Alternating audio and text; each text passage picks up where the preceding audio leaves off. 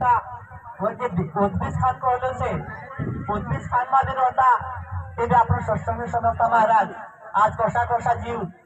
कसला जीव जंतू व कशा मानुषी योनी काय छोडी दिसली योनी कशी कशी भटकी गई ये काही करिया ये कथा नहीं समझिया ये भगवान पर भरोसा नहीं करिया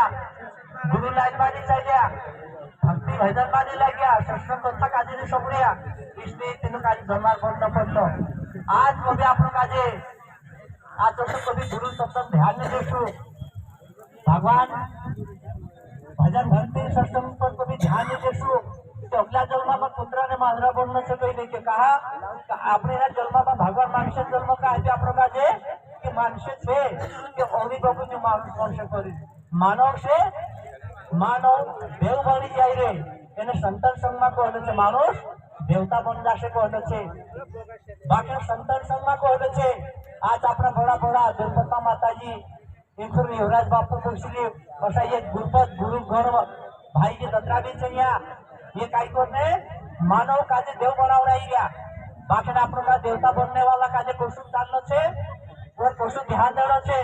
ये अपनों काजे अपने दिमाग पर लेनो छे महाराज कोई की ध्यान मूलक गुरु मूर्ति એને पूजा मूलक गुरु पदम ध्यान ध्यान पूर्ण करने कोई नहीं क्यों उस परम पिता परमात्मा की तथा गुरु की